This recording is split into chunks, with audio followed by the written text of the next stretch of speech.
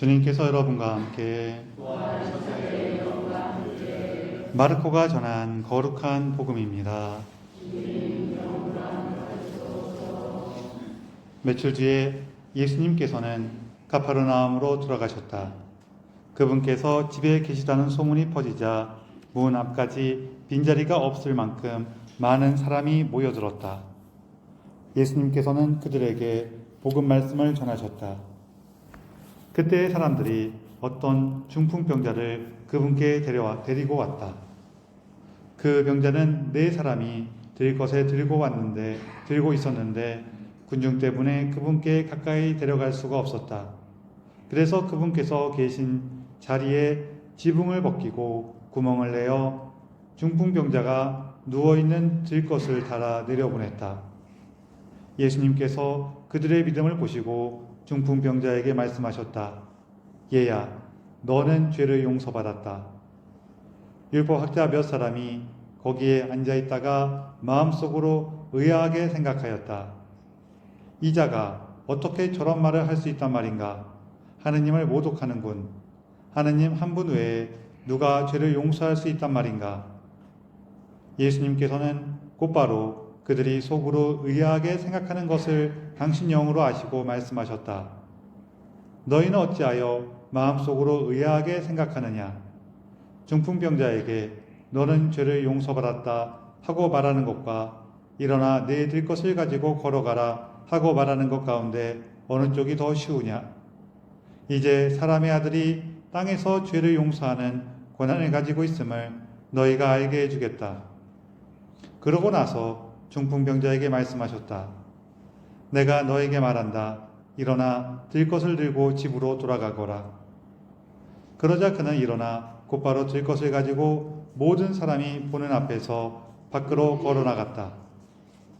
이에 모든 사람이 크게 놀라 하느님을 찬양하며 말하였다. 이런 일은 일찍이 본 적이 없다. 주님의 말씀입니다.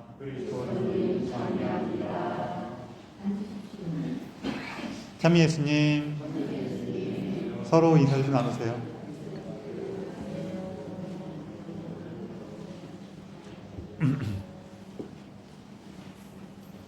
이 얘기도 어저께 했던 얘기긴 한데 어저께도 생각보다 많은 분들이 좋아하셔갖고 그냥 한 번 더 할게요. 어떤 남자가 이제 편의점에 가갖고 물건을 사는데 한 개씩 사는 거예요.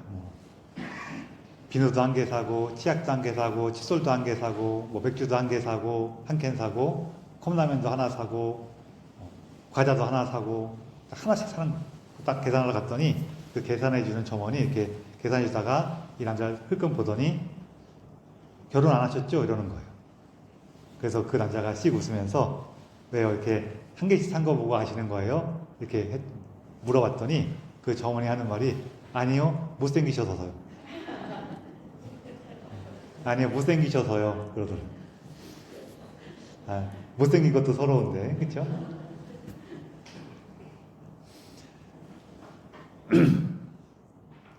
이제 오늘 복음 얘기를 하기 전에 잠깐 독서 얘기를 조금 하면은, 독서에 이제 이스라엘 사람들이 사무엘에게 와갖고 왕을 세워달라고, 우리도 다른 주위에 있는 다른 민족들처럼 왕을 세워달라고 이렇게 청하는 장면이 나와요. 이 전까지, 왕이 나오기 전까지 이스라엘은 누가 다스렸어요? 판관들이 다스렸어요. 판관들이라는 거는 보통 하느님께로부터 영을 받은 그 시절의 리더예요. 그 시절의 지도자인데, 이제 이스라엘 사람들이 지도자가 맨날 한 사람 세우고 또 지나다가 또 한 사람 나오고 이러면서 왔다 갔다 하니까 힘들어. 우리는 이제 한 사람이 정해서 계속 우리 다스렸으면 좋겠어. 그래야지 우리도 좀 힘이 세고 저 주위 사람들하고 갈등이 생길 때 나가서 싸울 그 대장도 있고 그랬으면 좋겠어. 이런 마음이 있는 거예요. 근데 사무엘은 그걸 못마땅하게 생각해요. 왜 그럴까요? 왜 그럴까요? 물론 우리 사람으로 생각하면은 마음 한편에 지금 현재 이스라엘을 다스리고 있는 건 누구예요? 현재. 현재는 사무엘이잖아요. 사무엘도 판관이에요. 우리 사무엘서가 따로 있어갖고 얘기하기 좀 그런데 사무엘도 하느님의 영을 받아서 이스라엘을 이끌고 있죠. 그래서 사무엘도 이제 마지막 판관이라고 많이 얘기를 하는데, 물론 이걸 세세하게 따지면 좀 더 다양한 게 있긴 있어요. 어쨌거나 판관인데, 이 사무엘한테 와갖고 당신이 이제 나이가 많고 당신 자녀들은 조금 이렇게 변변치 못하니까 왕을 세워달라 그러면은 듣는 사무엘이 기분이 좋겠어요, 안 좋겠어요? 일단 그냥 인간적으로 생각해도 조금 기분이 안 좋을 거예요. 아니, 얘네들이 내가 다스리게 불만인가? 이 마음이 좀 들 수도 있어요. 근데 사무엘이 더 이게 마음에 안 들었던 이유는, 기본적으로 이스라엘 전통에서는 이스라엘을 다스리는 분은 누구예요? 누굴까요? 하느님이에요. 근데 왕을 세워달라는 얘기는 내가 하느님 말씀 듣겠다는 거예요. 이제는 나 하나님 잘 모르겠고 왕이 시키는 거 따르겠다는 거예요. 왕이 있었으면 좋겠다는 거예요. 하느님 말씀 안 듣고, 좀 극단적으로 얘기하면은 하느님 말씀 안 듣고 왕이 하는 얘기를 듣겠다는 거예요. 그래서 사무엘이 그것 때문에 속상했어요. 근데 하느님이 뭐라 그래요? 그냥 사람들이 해달라는 대로 해줘라 그래요. 그러니까 사무엘이 어떻게 해요? 가서 사람들한테 왕이 있으면은 어떤 일이 생길지에 대해서 쭉 얘기를 해요. 이제 단점에 대한 얘기를 하는 거죠. 그래도 사람들은 그건 귀에 안 들어와. 일단 자기 마음은 정해졌어요. 왕이 있었으면 좋겠다고 정해졌단 말이에요. 우리도 이럴 때 많죠. 누가 옆에서 아무리 그거 아니다 그래도 마음이 정해지면은 들어요. 들어 처먹질 않아요. 들어 처먹질 않아요. 특히 누가 그러냐면은 사기 당하는 사람들이 많이 그래요. 그 사기 당하는 순간에 가면은 참 이상하게도 정말 멀쩡하다가도 그 사기 당할 때에는 또 그렇게 남의 말을 안 들어. 그래 안 그래요? 뭐 여러분 당하셨거나 혹은 주위에 당한 사람들 보면은 참 이상하게 그러죠. 그 나중에 당하고 나면은 이렇게 허술한 얘기를 내가 왜 믿었을까? 이럴 때가 있어요.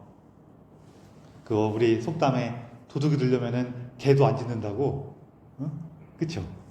참 그래. 사람 사는 게 그래요. 근데 이게 우리에게도 이제 요 자체가 조금 여러 가지 교훈을 주는데, 그 중에 하나는 이거를 기억했으면 좋겠어요. 뭐냐면은, 우리가 이제 보통 좋은 일, 올바른 일, 멋진 일들을 할 때에는 사실 그런 것들은 내가 하는 거예요? 아니면은 하느님께서 하시는 일이에요? 하느님께서 하시는 일이에요. 그 일이 정말로 올바르고 좋은 일이고 멋진 일이라면은 그 주인은 항상 하느님이에요. 나는 뭐예요? 그분의 도구죠. 그분의 도구고, 그분의 도구가 된다는 것은 하느님께서 이루시는 그 멋진 일들을 함께 할 수 있도록 초대받은 사람이라는 거예요. 그 과정에서 물론 어려움도 있겠죠. 그렇지만 그 하느님께서 이루시는 멋진 일들을 함께 할 수 있도록 초대받은 거예요. 기쁜 일이에요? 안 기쁜 일이에요? 너무나 기쁜 일이죠. 근데 항상 골치 아픈 일이 벌어져요. 어떤 일이 벌어지냐면은 그 일에 내가 정말 열심히 몰두해서 하면 할수록 함정이 있는데, 이 균형을 잘 지키시는 분들이 계시긴 하는데 보통 이 함정이 조금씩은 빠져요. 뭐냐면은 그 일이 하느님의 일이 아니라 마치 내 일처럼 느껴져요. 그래서 거기에 회방을 넣거나 반대하거나 그러면은 기분이 팍 상해. 아우, 저것들이 주제를 몰라요. 어떻게 이렇게 간단한 것도 못 깨달아서 그래. 아우, 쟤들은 마음이 없어. 막 이런 식으로 막 나도 모르게 화가 나고 험담해하게 되고 막 그러죠. 그래. 안 그러시면은 축하드립니다. 이렇게 얘기가 안 되겠구나. 막 기분이 상하고 속상하고 화도 나고 나도 모르게 험담하게 되고 불만을 갖게 되고, 제가 그랬단 얘기예요. 제가 그렇게 돼요. 그래서 하나님께 와갖고 하나님 어떻게 이럴 수가 있습니까? 그러면은 하나님께서 뭐라 그래요? 하나님께서 뭐라고 하실까요? 그거 사람들이 원하는 대로 해주라 그 얘기가 아니라 하나님께서 뭐라고 하시냐면은 야 그거 네 일 아니고 내 일이다. 내 일이다. 하나님 일을 하는 거예요. 그럼 제가 뭐라 그럴까요? 그쵸. 당신 일이죠. 이 일이 망해도 제 일이 망합니까? 당신 일이 망하는 거지 뭐.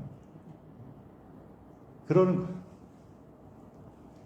그래서 우리가 여기서 하느님 일을 망하게 두라는 얘기가 아니라 우리가 이게 뭔가 좋은 걸 하고 훌륭한 걸 하고 그러고 있을 때 이게 주인이 누구냐는 거예요. 내가 될 거냐? 하느님께서 될 것이냐? 하느님께서 되시면은요 우리가 용기가 좀 많이 나요. 이렇게 잘 안 되는 것도 있어. 또 나도 하느님을 하기에 합당해요? 아니면은 부족한 걸 넘어서 형편없어요. 형편없어. 근데 하느님께서 하시겠대. 근데 형편없는 나를 불렀어. 그럼 하느님께서 알아서 하시겠지. 그러면서 우리가 하느님의 일에 참여하는 거죠. 그러다가 너무 화가 나면은 그때 깨닫는 거예요. 이게 내가 하느님의 일이라는 걸 잊어버리고 내 일로 삼고 있구나. 그런 것들을 돌아보는 부분이 되면 이것도 좋아요. 여기서 딱 끝내면 좋을 것 같은데.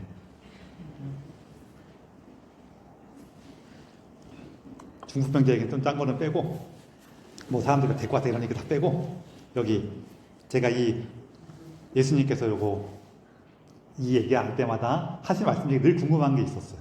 여러분 어떻게 생각하시는지 물어볼게요. 예수님께서 그 아픈 사람을 데리고 너는 죄를 용서받았다라고 하니까 거기는 율법학자들이 이 자가 어떻게 저런 말을 했었단 말인가, 하느님을 모독하는군, 이렇게 얘기를 해요. 왜냐하면은 죄를 용서할 수 있는 권한이 있는 분은 누구밖에 없어요? 하느님밖에 없어요. 그래서 그 얘기를 하는 거예요. 저자가 감히 하느님처럼 구는군, 이 얘기를 하는 거예요.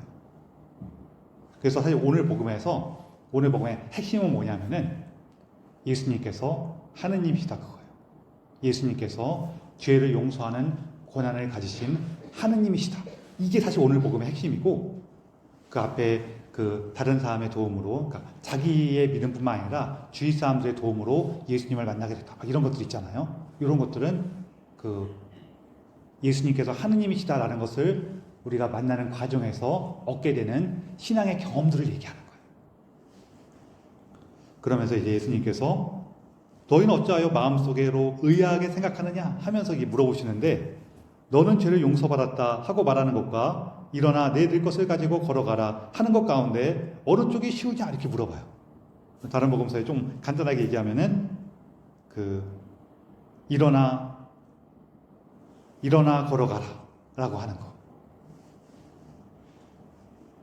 이 두 가지를 물어보신단 말이에요. 그럼 여러분, 이 얘기하실 때 예수님께서는 너는 죄를 용서받았다라고 하는 게 쉽다고 말씀하시는 것 같아요? 아니면은 일어나 걸어가라라고 하는 게 쉽다고 말씀하시는 것 같아요?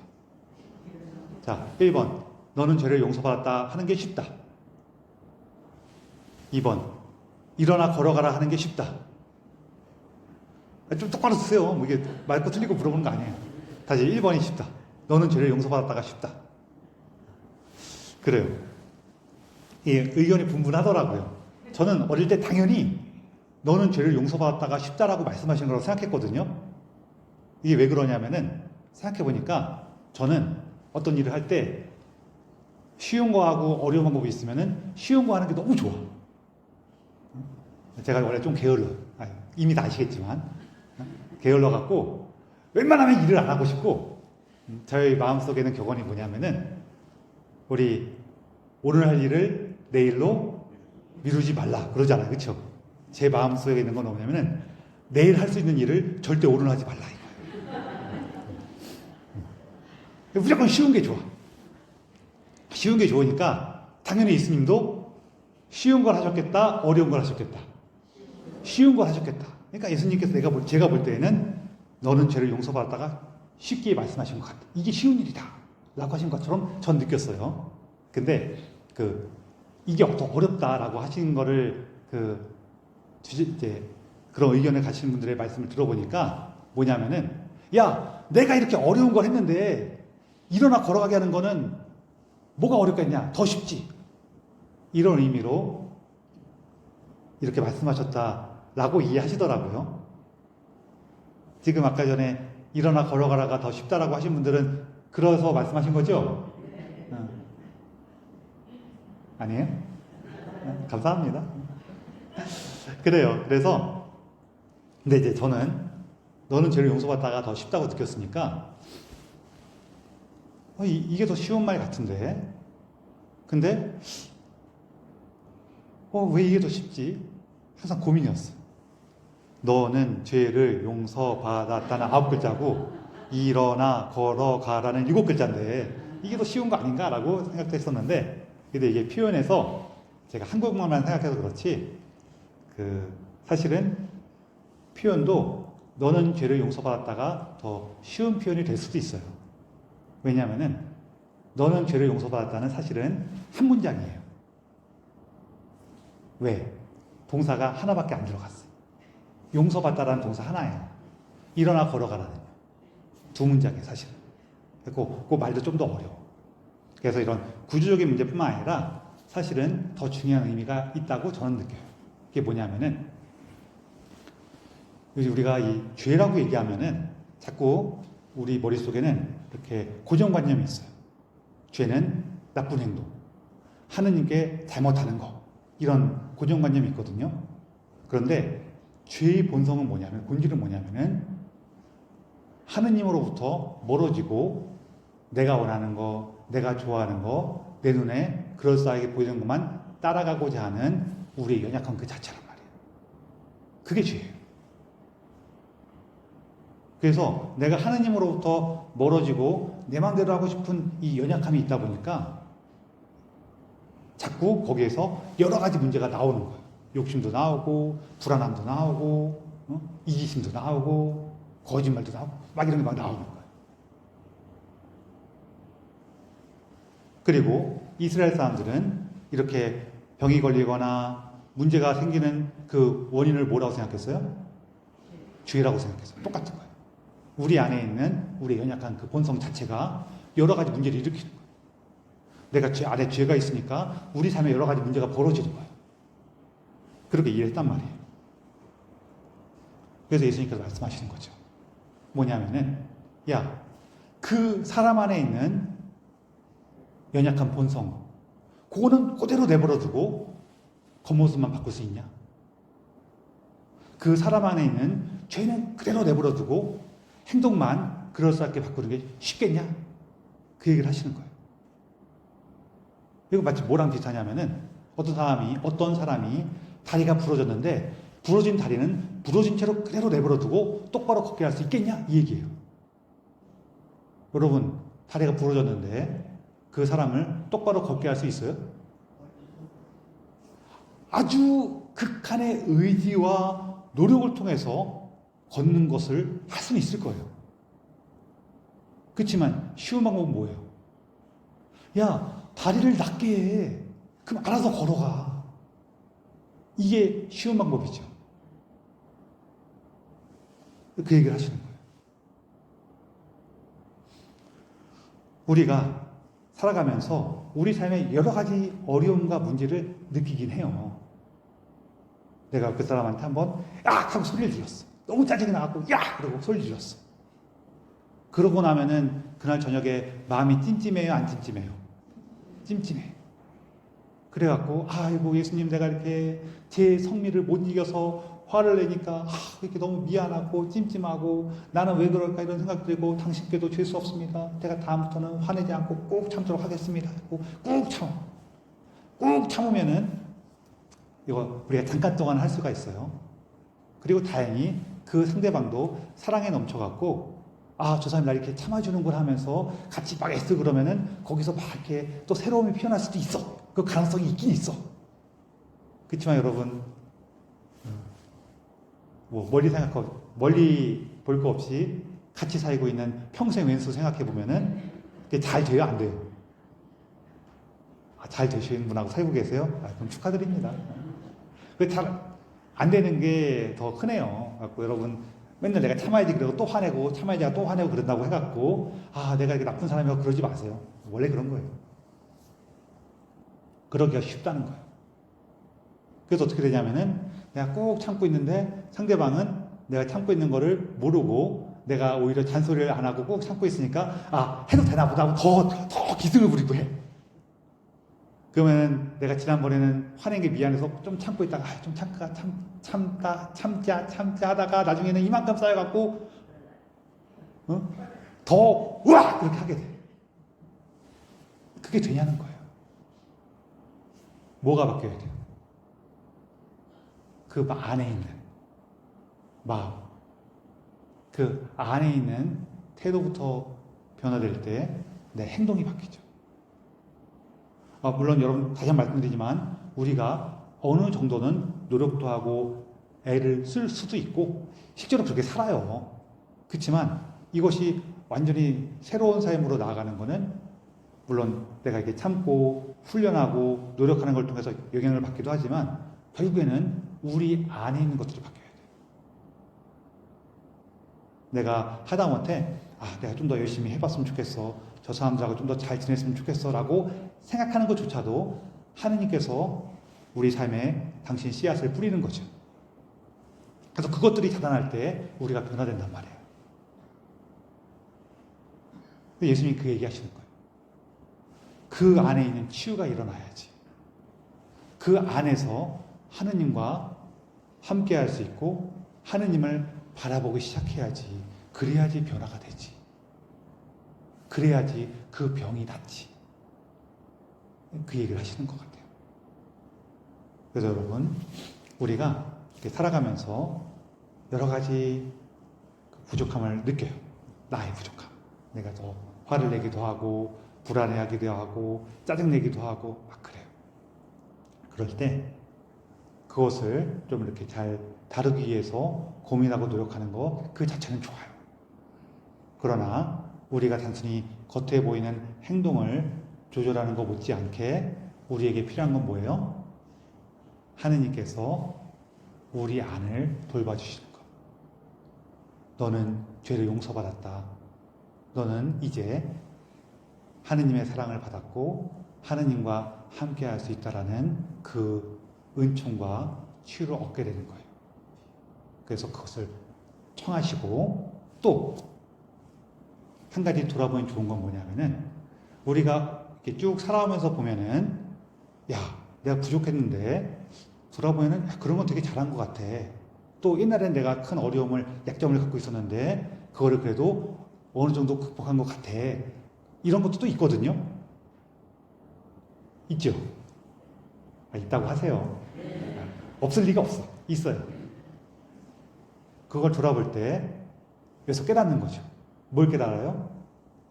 내가 참 부족했는데 정말 가진 노력을 해서 열심히 살아서 극복해냈구나예요? 아니면은 나는 내가 노력해서 극복한 줄 알았더니 사실은 하느님께서 나를 치유해 주셨던 거구나.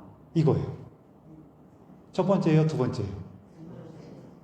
첫 번째라고요? 두 번째죠. 물론 우리도 조금 노력하면서 이렇게 버티긴 했어요. 마음도 아픈 적도 있었고 애쓴 적도 있었고 하면서 나도 좀 보탰지만 사실은 하느님께서 연약하고 부족했던 나를 치유하시고 돌봐주셨던 거구나. 그것을 기뻐하고 감사하는 거죠. 그래서 이 기쁨과 감사 안에서 조금 전에 말씀하신 것처럼 주님, 제가 새롭게 한 걸음 나가기 위해서 당신의 도움이 필요합니다. 당신의 용서와 위로가 있을 때 제가 새롭게 나아갈 힘을 얻습니다. 하는 거죠. 우리 이처럼 우리를 사랑하시고 우리를 치유하시는 하느님께 감사하면서 또 힘차게 나아갈 수 있는 은총을 청하며 이 비사를 봉헌합시다.